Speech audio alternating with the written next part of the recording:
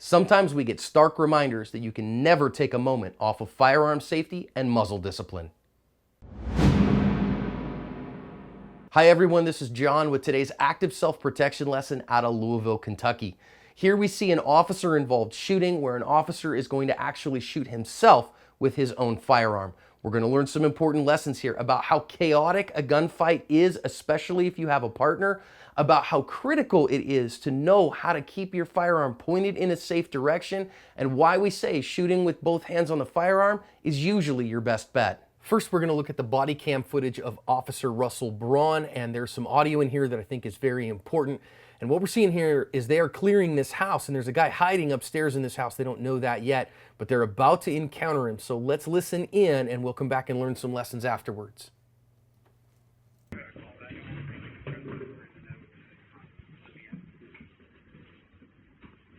Hey, hey, hey!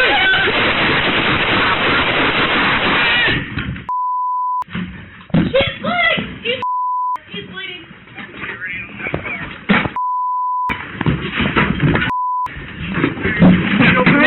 Come on. The other body cam footage is his partner, who is Officer Paige Young. We're going to see some additional stuff from Officer Young's camera, and then once we do, we'll come back, we'll learn some significant lessons out of this incident.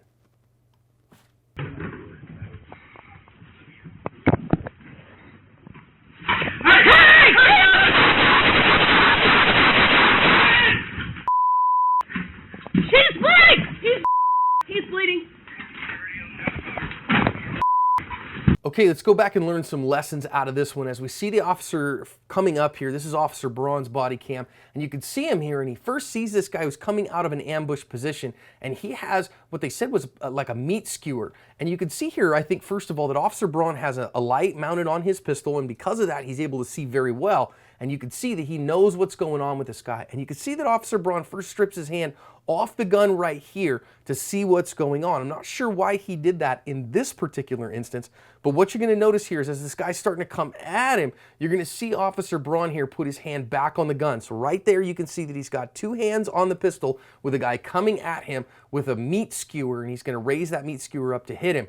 Of course, putting two hands on the gun is best, but it's our natural inclination here to get a hand off the gun, and you can see he only has one hand on the gun here because that other hand was up there probably defending against the attack, defending against what was coming at him, or trying to keep the guy at bay. And that's very, very common, but he never puts his hand back on the gun. You can see Officer Braun back in here and putting shots on target, and now he falls backwards because of all the crap in the house or whatever. And you can see right there just barely that Officer Braun's hand is injured this way.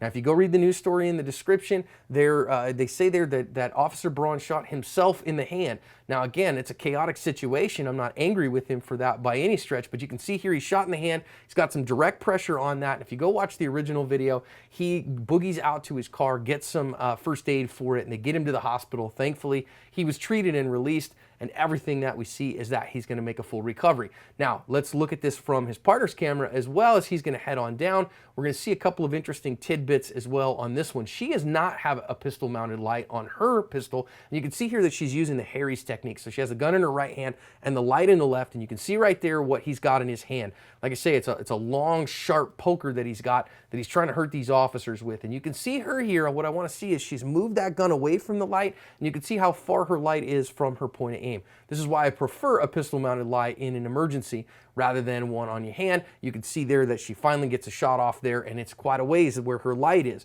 Under duress, I really like having a light mounted on the pistol if you possibly can, and certainly if you open carry, that's a good idea. Thankfully, Officer Braun's going to make a full recovery here. Let's think about how to keep people off of us in effective ways, make sure we're watching that muzzle so that we minimize the risk of shooting ourselves, use our lights effectively, whether handheld or pistol mounted, and cover our ASP.